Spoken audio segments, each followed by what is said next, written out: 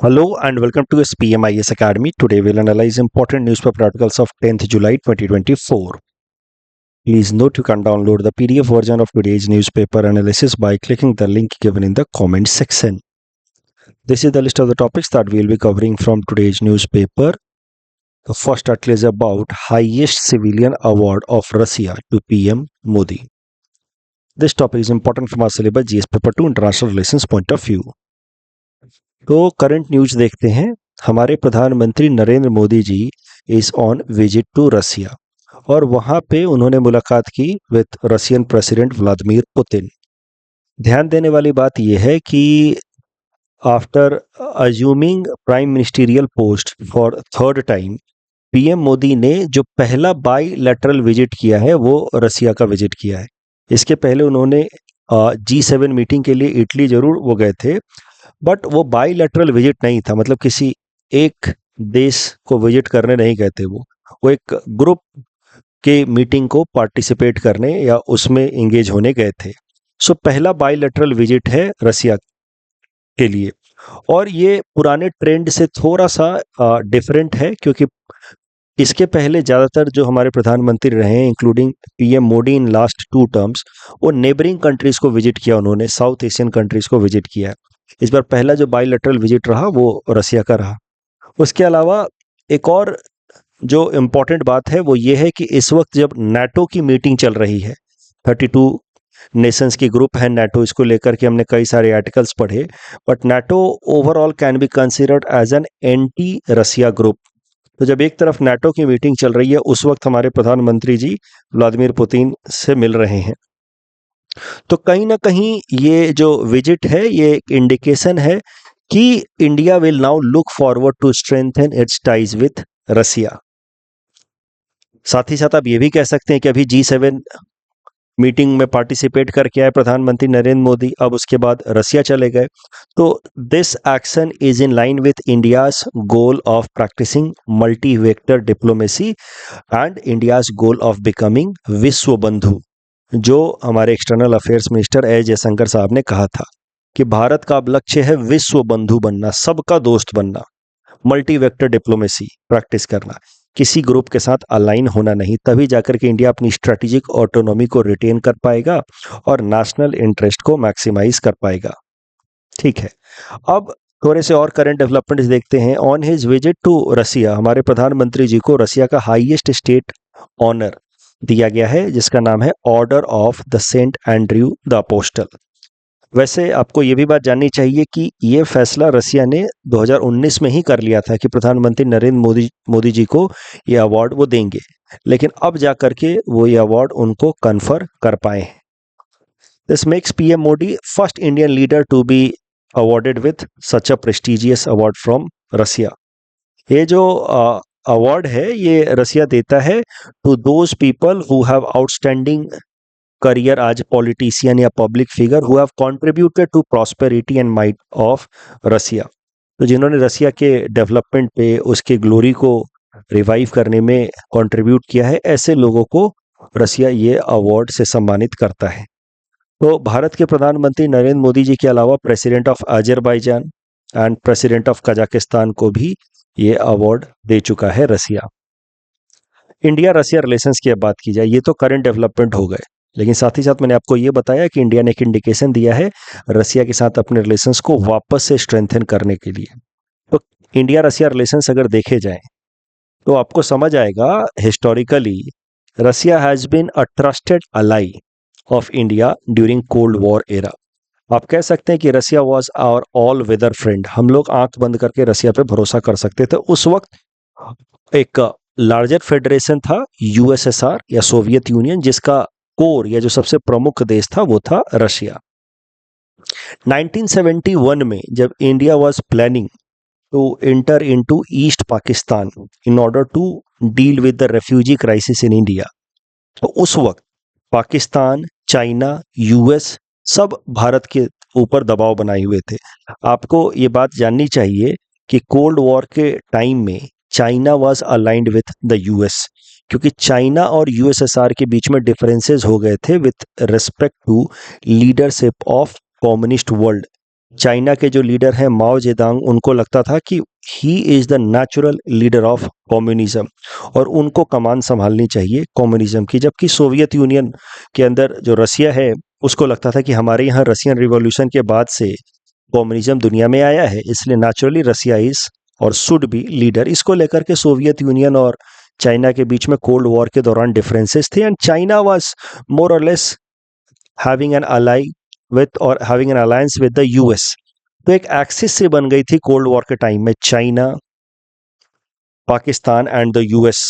तो भारत के लिए मजबूरी हो गई थी कि जब हम ईस्ट पाकिस्तान में इंटरवीन करने वाले थे in order to address the issue of refugee crisis in India, तो हम सोवियत यूनियन के साथ एक फ्रेंडशिप अग्रीमेंट साइन करें। तो despite being part of non alignment movement, Bharat ने सोवियत यूनियन के साथ एक फ्रेंडशिप अग्रीमेंट साइन किया 1971 में, जो महत्वपूर्ण था। सोवियत यूनियन ने फिर चाइना फैक्टर को नलीफाई किया। क्या किया सोवियत यूनियन ने कि यहाँ पे बॉर्डर पे फोर्सेस बढ़ा दिए, जिस कारण से चाइना को अपने फोर्सेस इंडिया के बॉर्डर से मोबिलाइज करके सोवियत यूनियन के बॉर्डर पे भेजना पड़ा, जिस कारण से इंडिया चाइना के खतरे से तो ऊपर उठ पाया, क्योंकि चाइनीज सोल्जर्स यहाँ से मोबिलाइज होकर के नॉर्थ में भेजे गए। साथ ही साथ यूके के थ्रू लॉबिंग करके, बैक चैनल डिप्लोमेसी करके हमने यूएस को कन्विंस किया not to intervene into this matter since it is an internal matter of India because India is facing refugee crisis. तो इस तरीके से इंडिया ने लगभग 7-8 महीने का वक्त लिया। रेफ्यूजी क्राइसिस आपको पता है मार्च महीने में ही शुरू हो गया था, लेकिन इंडिया ने इंटरवीन किया इन दिसंबर। तो 7-8 महीनों तक ये प्लानिंग चली। उसी दौरान हमने सोवियत यूनियन के साथ फ्रेंडशिप अग्रीमेंट साइन किया और उसके बाद बांग्लादेश लिबरेशन वॉर हुआ, जिसमें बांग्लादेश एक इंडिपेंडेंट कंट्री बनाया गया फ्रॉम ईस्ट पाकिस्तान। तो इस तरीके से आप कह सकते हैं कि Soviet Union has been very instrumental in India's Bangladesh liberation war which helped India to create a new country Bangladesh. और इसके साथ ही इंडिया सोवियत यूनियन के जो फ्रेंडशिप है उसका एक सॉलिड प्लेटफॉर्म ले डाउन हुआ 1971 में, India Soviet union friendship agreement. लेकिन कोल्ड वॉर के बाद, जब कोल्ड वॉर खत्म हुआ 1991 में, उसके बाद से धीरे धीरे हमारे इक्वेशंस जो हैं वो बदलने लगे। क्यों? क्योंकि यूएसएसआर डिसइंटीग्रेट हो चुका था, रसिया की जो ग्लोरी है वो काफ़ी हद तक कॉम्प्रोमाइज हो गई थी, Russia was facing economic crisis also. तो रसिया के ऊपर हम हेवली रिलाई करते थे as far as our defence import is concern. अब Russia was no longer able to support our defence needs, तो धीरे धीरे we started to look forward to diversify our defence import. फिर हम लोग फ्रांस, इजराइल और यूएस से defence import करने लगे। बट कोल्ड वॉर के टाइम में तो रिलेशंस बहुत स्ट्रांग थे। उसके बाद थोड़े से आप कह सकते हैं सेटबैक जरूर देखने को मिला है इंडिया रसिया रिलेशंस को। और 21st सेंचुरी में China and Russia are converging because both have common interest, that is to counter the US. और यही कारण है कि China factor is reason why India and Russia के बीच में थोड़े से डिफरेंसेज आ रहे हैं, क्योंकि sometimes Russia is seen supporting even Pakistan, क्योंकि China is a close ally of Pakistan. तो ये कारण है कि इंडिया यूएस कन्वर्ज होते हुए दिखते हैं। बट इंडिया तो आपको पता है मल्टी वेक्टर डिप्लोमेसी प्रैक्टिस करता है, किसी भी एक ग्रुप के साथ परमानेंटली हम कमिट करेंगे नहीं। तो we are part of BRICS and SCO where we converge with China and Russia. At the same time, we are also part of Quad, I2U2, Malabar exercise, where we converge with US and its allies like Japan and Australia. ठीक है, अगर रसिया और India relations की बात की जाए तो cold war के बाद थोड़ा सा हमारा जो रिलेशन है वो थोड़ा सा वीक हुआ है, but still Russia plays an important role as far as India's interest in several aspects are concerned. For example, nuclear energy को लेकर के इंडिया की डिपार्टमेंट ऑफ एटॉमिक एनर्जी ने रसिया की एजेंसी रोसएटॉम के साथ एक स्ट्रैटेजिक विजन डॉक्यूमेंट साइन किया।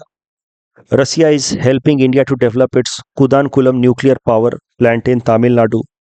स्ट्रैटेजिक कन्वर्जेंस की बात की जाए तो मैंने आपको बताया कुछ दिनों पहले ही, मैंने बताया कि ठीक है, in the Indo Pacific region China and Russia are converging in order to challenge US hegemony. लेकिन यहीं अगर बात की जाए सेंट्रल एशिया में, वेस्ट एशिया में, तो Russia is helping India to counter China. I had told you कि how Russia helped India to get membership of SCO in order to counter China's excessive influence on Central Asian countries. तो strategic reason भी है, आज भी significance है Russia का। उसके अलावा स्पेस कोऑपरेशन की बात की जाए तो हमारे जो 4 एस्ट्रोनॉट्स जो गगनयान मिशन के लिए हमारे जो एयरफोर्स के विंग कमांडर्स को चुना गया है, उनको ट्रेनिंग दे रहा है रशिया। उसके अलावा आर्यभट्ट जो हमारा, अगर हिस्टोरिकल स्पेस कोऑपरेशन की बात की जाए तो आर्यभट्ट जो हमारा पहला सैटेलाइट था जो स्पेस में भेजा गया, that was sent on USSR launch vehicle Soyuz. Defence में रशिया के ऊपर ओवर रिलायंस कम हुआ है, लेकिन आज भी अगर हम देखें तो हमारा 60 to 70% of the defence equipment is imported from Russia और सोवियत यूनियन। अगर आज भी ओवरऑल डिफेंस स्टॉक देखा जाए तो 60 to 70% इज ऑफ रशियन या सोवियत ओरिजिन। हाल फिलहाल में भी रशिया ने कई सारे इंपॉर्टेंट डिफेंस सप्लाई किए, उसमें से सबसे महत्वपूर्ण है S-400 Triumph missile, MiG-29 fighter jet and all. Russia ने हमें एयरक्राफ्ट कैरियर दिया है। तो एयरक्राफ्ट कैरियर्स ऐसे शिप्स होते हैं जो एयरक्राफ्ट्स को अपने साथ कैरी कर सकते हैं, जिनकी मदद से आप दूसरे देशों के एनिमी कंट्रीज के कोस्ट पे जाकर के फिर वहां से आपके एयरक्राफ्ट्स टेक ऑफ करेंगे और एनिमी कंट्री में बम्बार्डिंग करके वापस आ सकते हैं। तो रशिया ने हमें INS विक्रमादित्य जो हमारा एयरक्राफ्ट कैरियर है वो रशिया से ही हम लेकर के आए हैं। रशिया में इसका नाम था एडमिरल कॉस्को। उसके अलावा पहले इंडिया और रशिया का जो रिलेशन था डिफेंस में वो मेनली सप्लायर और बायर का था, लेकिन अब वो रिलेशन इवॉल्व हो रहा है। कुछ चीज़ें हम लोग ज्वाइंटली डेवलप भी कर रहे हैं। उसमें बेहतरीन एग्जांपल है ब्रह्मोस मिसाइल, जो इंडिया की DRDO और रशिया की NPOM ने मिल करके डेवलप किया है। ब्रह्मोस का नाम ही पड़ता है 2 नदियों का नाम मिला करके, Brahmaputra from India and Moskva from Russia. तो ये रिफ्लेक्ट करता है कि अब इंडिया और रशिया के जो डिफेंस रिलेशन है उसमें डिफेंस सप्लायर और बायर से वो इम्प्रूव होकर के अब वो बन रहा है ज्वाइंट कोऑर्डिनेशन या कोलैबोरेशन वाला रिलेशन। तो ये मॉडर्न टाइम में चेंजेस हैं। उसके अलावा कनेक्टिविटी भी इंडिया डेवलप करने की कोशिश कर रहा है विथ रशिया। तो उसके लिए हम लोग INSTC international north south transport corridor develop कर रहे हैं इंडिया और रशिया, जिसमें भारत का मुंबई पोर्ट को कनेक्ट किया जाएगा with Saint Petersburg of Russia via Chabahar port of Iran. तो इससे उम्मीद है कि ट्रेड कनेक्टिविटी इंडिया और रशिया की इंप्रूव होगी और जो डिस्टेंस या टाइम है ट्रांसपोर्टेशन का वो 40% तक रिड्यूस होगा। ट्रेड की अगर बात की जाए तो कुछ ही दिनों पहले मैंने आपको बताया था कि now Russia has become largest oil supplier to India, और पिछले 2 सालों में हमने लगभग 7 टाइम्स ऑयल इंपोर्ट बढ़ा दिया है रशिया से। उसके पीछे बड़ा कारण है कि रशिया के ऊपर ट्रेड सैंक्शंस लगा दिया था वेस्टर्न कंट्रीज ने after Russia Ukraine war.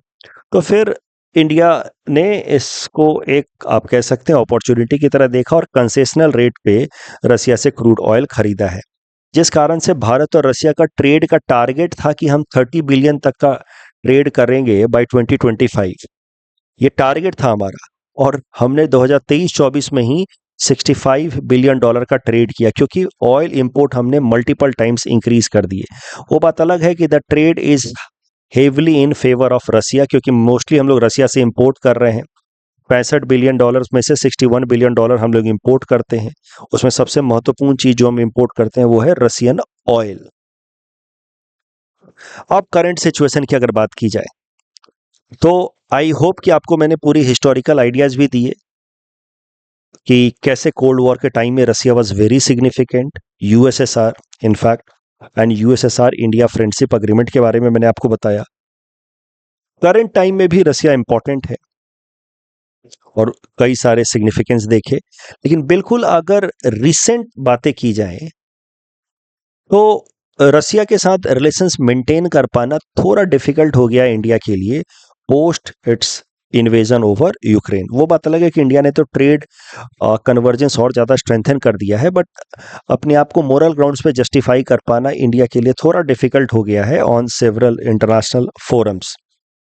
So that has put India into a delicate position where India is expected to walk a diplomatic tightrope. ये सब टर्म्स आप इस्तेमाल कर सकते हैं आंसर राइटिंग के दौरान कि आपको अब भारत को एक कैलिब्रेटेड अप्रोच लेने की जरूरत है, क्योंकि कई दफा रसिया हैज बीन इंगेज्ड और हैज बीन एटलीस्ट एलीज्ड, उस पर एलिगेशंस लगे हैं कि उसने ह्यूमन राइट्स वायलेशन किए हैं यूक्रेन के अंदर।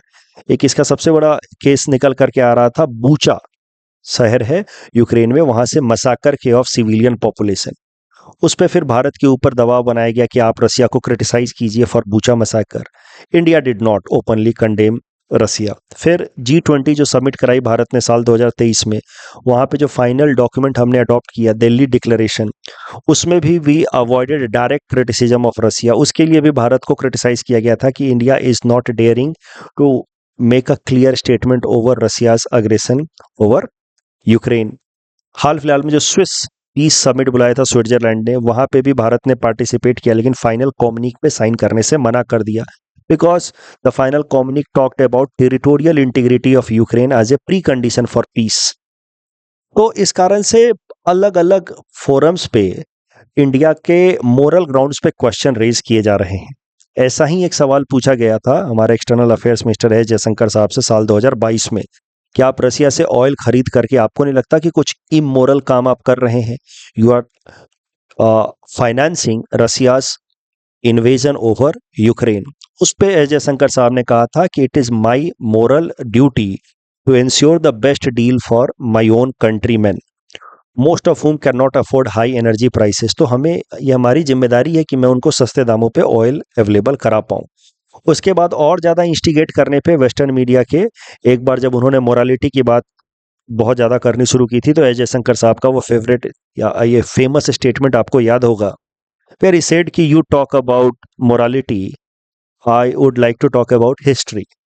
आप इतने समय तक पाकिस्तान को डिफेंस सप्लाई करते रहे western countries, specially US, even when Pakistan was engaged in promoting cross-border terrorism over India. So where was your morality at that time? तो इस तरीके से अलग अलग प्लेटफॉर्म्स पे एक्सटर्नल अफेयर्स मिनिस्टर जयशंकर साहब ने इंडिया के ग्राउंड को जस्टिफाई किया है, बट रसिया को लेकर के हाल फिलहाल में, specially after Ukraine war, it has been difficult for India to justify its ground every time. India US defence deal और इंडिया रसिया डिफेंस डील, दोनों में किस तरीके का रिलेशन देखने को मिला है हाल फिलहाल में। तो मैंने आपको बताया कि पोस्ट कोल्ड वॉर रसिया का डिफेंस सप्लाई भारत के लिए कम हुआ है, बट आज भी रसिया लार्जेस्ट डिफेंस सप्लायर है। यूएस का, फ्रांस का, इजराइल का बढ़ा है। तो उसी पे यूपीएससी ने साल 2020 में यह प्रश्न पूछा था। मैंने पूरा हिंट्स लिख करके दे दिया है, जो भी चीजें मैंने समझाई उसके बेसिस पे आप अटेम्प्ट कर सकते हैं।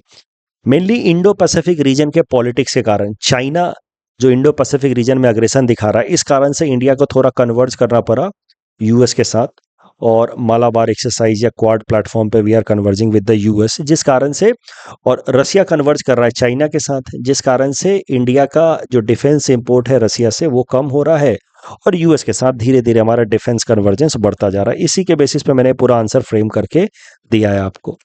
The next article is about India to ratify the high seas treaty.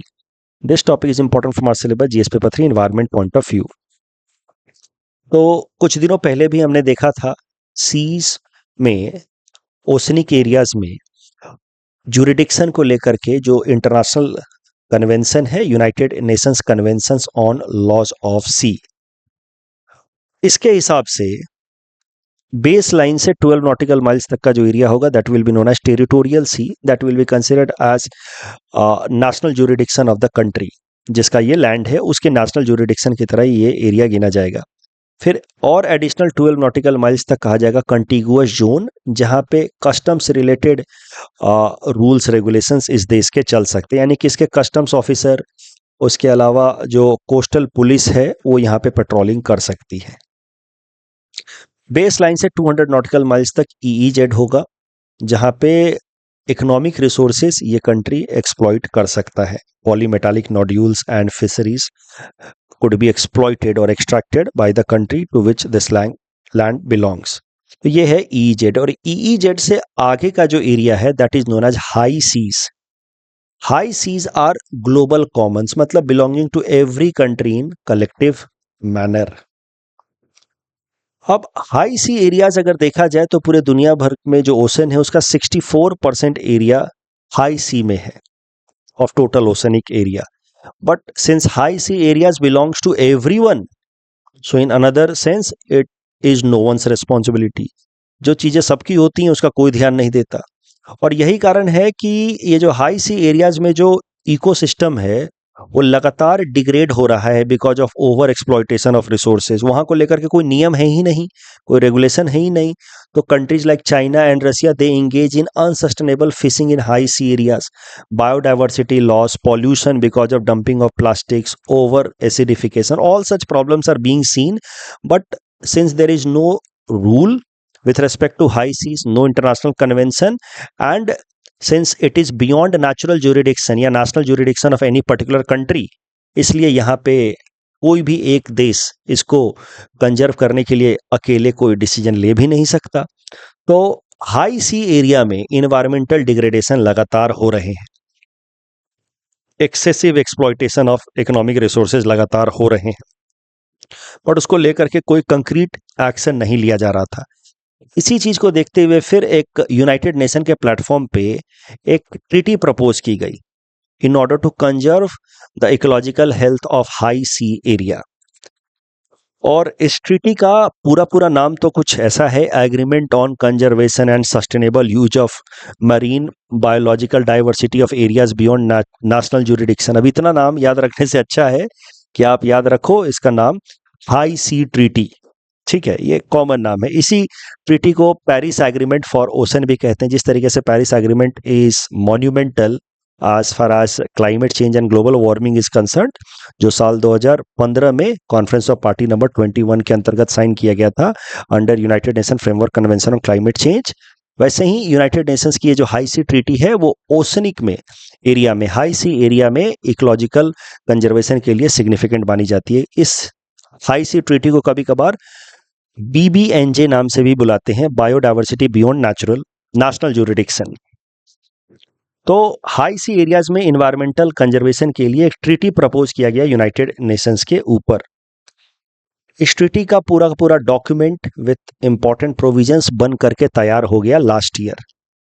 इसमें क्या क्या इंपॉर्टेंट बातें हैं इस ट्रीटी में वो भी देखते हैं। तो हाई सी एरियाज में मरीन प्रोटेक्टेड एरियाज आइडेंटिफाई या डिफाइन किए जाएंगे। Marine protected areas in high sea would be like national park या wildlife sanctuaries on the land. जैसे हमारे यहाँ पे जो इम्पोर्टेंट इकोलॉजिकल एरियाज होते हैं लैंड के ऊपर, उनको हम लोग अलग से आइडेंटिफाई करके प्रोटेक्ट करते हैं, वैसे ही ओशनिक रीजन्स में जो इम्पोर्टेंट एरियाज होंगे उनको हम लोग मरीन प्रोटेक्टेड एरिया बोल करके फिर अलग से प्रोटेक्ट करेंगे। Areas which are rich in biodiversity and that are subjected to stress, उनको हम लोग मरीन प्रोटेक्टेड एरिया बोल करके फिर आइडेंटिफाई करेंगे, जैसे नेशनल पार्क और वाइल्ड लाइफ सेंचुरी आइडेंटिफाई करते हैं और फिर उनको प्रोटेक्शन दिया जाएगा। फिर दूसरा प्रोविजन है with respect to sustainable use of marine genetic resources. तो अगर कुछ भी जेनेटिक रिसोर्स मरीन एरिया से एक्सट्रैक्ट किया जाता है तो that should be made commonly available to all world countries because high sea area is global common. Capacity building and technology transfer, तो rich countries will support poor countries in order to extract resources from high sea areas in sustainable manner. Creation of new body, एक नई body बनाई जाएगी, एक नई institution बनाई जाएगी जिसको काम दिया जाएगा इस मरीन प्रोटेक्टेड एरिया के कंजर्वेशन प्रोग्राम को मैनेज करने के लिए। ये जो मरीन प्रोटेक्टेड एरिया बनाए जाएंगे, this is important in order to achieve 30x30 target. तो प्रीलिम्स पर्सपेक्टिव से ये भी जरा याद रखिए। देखिए, एक इंटरनेशनल फ्रेमवर्क बनाया गया था, इसका नाम है क्यूनमिंग मॉन्ट्रियल ग्लोबल बायोडाइवर्सिटी फ्रेमवर्क, जिसके अंतर्गत 30x30 टारगेट रखा गया था। 30x30 टारगेट का मतलब है कि by 2030 30% of the degraded coastal या मरीन इकोसिस्टम को हम लोग कंजर्व करेंगे, रीजनरेट करेंगे। तो that is 30x30 target under this Kunming Montreal global biodiversity framework. तो एक अलग से फ्रेमवर्क है ओशनिक एरियाज के इकोलॉजिकल हेल्थ को रिस्टोर करने के लिए, Kunming Montreal global biodiversity framework, जिसके अंतर्गत 30x30 टारगेट रखा गया। 30% जो डिग्रेडेड ओशनिक एरियाज हैं उसको हम लोग रिवाइव करेंगे बाय 2030। तो आप कह सकते हैं कि ये जो यूनाइटेड नेशन हाई सी ट्रीटी है, इसके अंतर्गत जो मरीन प्रोटेक्टेड एरियाज बनाए जा रहे हैं, that will help in attaining the goals 13 to 30 target established by Kunming Montreal Global Biodiversity Framework. Current news अब इससे रिलेटेड देखते हैं। हाई सी ट्रीटी को लेकर के भारत सरकार ने अनाउंस किया है कि जल्दी ही ये हमारी सरकार इसको साइन करेगी और रेटिफाई भी करेगी। साइन करना और रेटिफाई करना दो अलग अलग चीजें होती हैं किसी भी इंटरनेशनल ट्रीटी को लेकर के। जब कोई भी देश या उसकी सरकार किसी ट्रीटी को साइन करता है तो उसका मतलब it has expressed its intention to join the treaty, but अभी फॉर्मली ज्वाइन नहीं किया है। Once it is ratified that means the state has now formally accepted all the provisions. Sign मतलब मोटा मोटा हम पढ़ रहे हैं, मोर और less in principle we are in agreement, but once ratified मतलब we are now part of it. तो भारत सरकार ने कहा है कि हम जल्दी ही साइन भी करेंगे, रेटिफाई भी करेंगे हाई सी ट्रीटी को। इस ट्रीटी को लेकर के नियम क्या है कि जब दुनिया के 60 देश इस ट्रीटी को साइन और रेटिफाई कर देंगे तब उसके 120 दिनों बाद जाकर के ये treaty will come into implementation. अभी ये ट्रीटी इम्प्लीमेंट नहीं हुआ है। 60 देश जब साइन कर देंगे तो उसके 120 दिनों के बाद इसका इम्प्लीमेंटेशन शुरू होगा। अभी 91 कंट्रीज ने साइन किया है, बट सिर्फ 8 देशों ने अभी रेटिफाई किया है। इस टॉपिक के बेसिस पे 2 प्रीलिम्स प्रैक्टिस क्वेश्चन हमने आपको दिए हैं। Attempt these questions and submit the answer in the comment section. चूंकि ये इंपॉर्टेंट टॉपिक था तो 2 क्वेश्चंस यहाँ से दिए हैं। India's KLEM database. This topic is important from our syllabus GS paper 3 Indian economy point of view.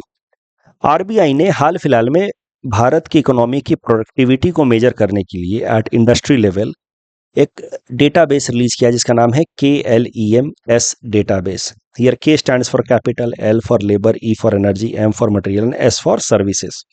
27 अलग अलग इंडस्ट्रीज से डेटा निकाल करके फिर आरबीआई ने डेटा कंपाइलेशन किया है for its KLEM database.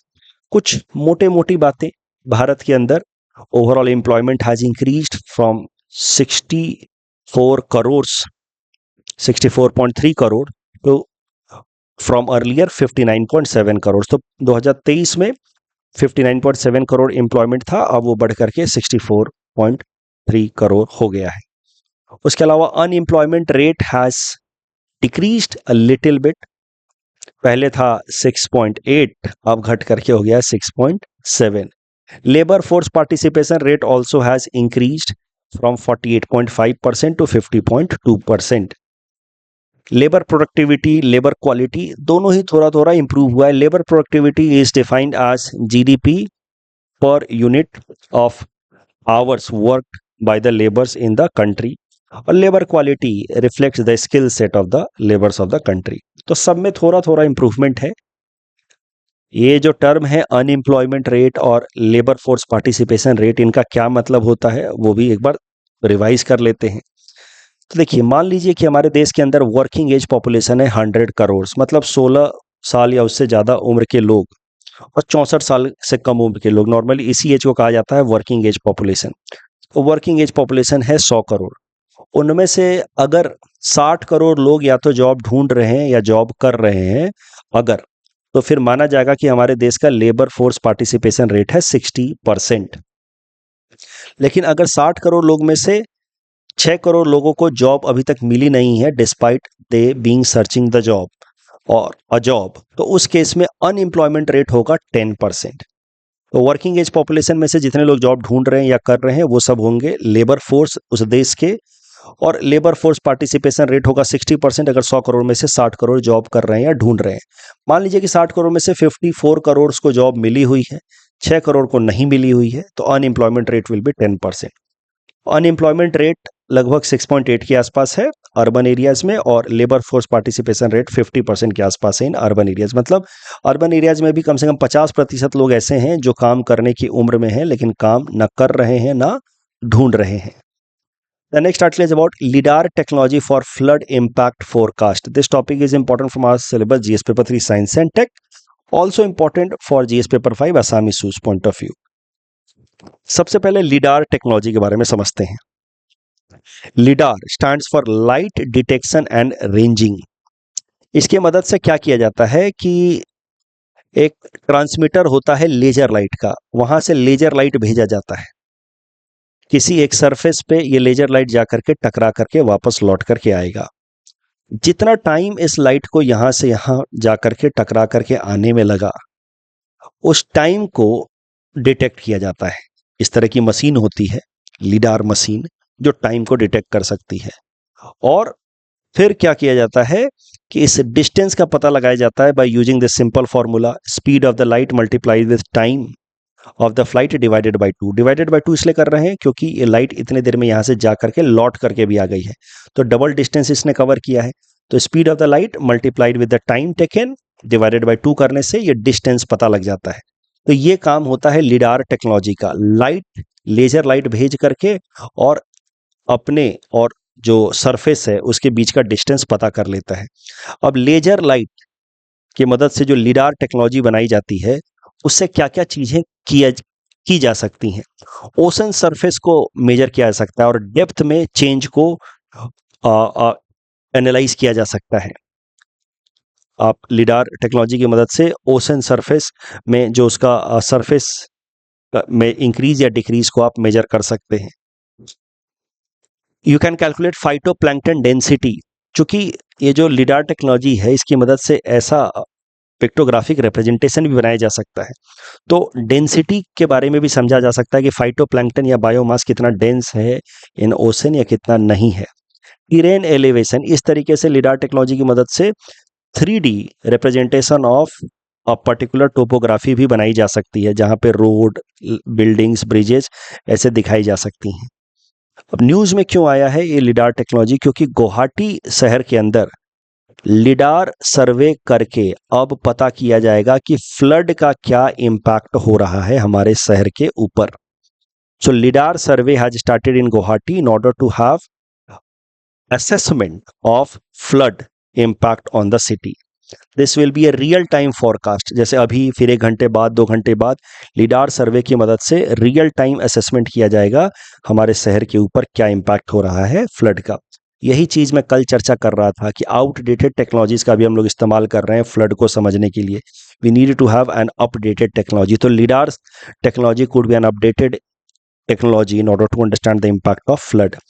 Next is national fisheries day. इसे छोटी सा आर्टिकल आया आसाम ट्रिब्यून में आखिरी पेज पे। 10 जुलाई को हमारे देश के अंदर नेशनल फिशरीज या फिश फार्मर्स डे की तरह सेलिब्रेट किया जाता है। इस दिन की खासियत यह है कि इसी दिन को 1957 में 2 agriculture scientist doctor Hiralal Chaudhary and KH Ali Khuni had started their contribution by or had made a significant contribution by successful inducement of breeding of major carps on this particular date at Angul in Orissa for the first time in the country. ठीक है, इस कारण से national fish farmers day मनाया जाता है 10 जुलाई को हर साल। बट ये इतना इंपॉर्टेंट न्यूज नहीं है, आई डोंट थिंक ये पूछेगा। बट इसी आर्टिकल में फिर साइड में ये लिखा था कि क्या क्या इनिशिएटिव्स आसाम सरकार ने लिए हैं या आसाम के फिशरीज डिपार्टमेंट ने लिए हैं फिशरीज को प्रमोट करने के लिए। तो मैंने सोचा कि एक बार सीधा सीधा मैं 5 जब इनिशिएटिव्स मिल रहे हैं तो क्यों ना यहीं से रट लिया जाए। प्रधानमंत्री मत्स्य संपदा योजना, चीफ मिनिस्टर समग्र ग्राम उन्नयन योजना, state owned priority development, Assam agriculture and rural transformation project, rural infrastructure development fund and group accident insurance scheme for fishers, Kisan credit card for fishery sector. ये सब इनिशिएटिव्स हैं फिशरी सेक्टर के लिए जो असम सरकार ने लिए हैं। उसके अलावा सुनील बिप्लब स्कीम, मत्स्य जागरण, टैगलाइन घरे घरे पुखरी घरे घरे माछ, ये सब तो हैं ही। अभी GNI को किस बेसिस पे वर्ल्ड बैंक कैटेगराइज करता है, उसमें से कौन सी कैटेगरी नहीं है, तो answer is middle income country. और रीजनरेटिव ब्रेकिंग में kinetic energy converted into electrical energy. That's all from our side for today. Thanks for watching.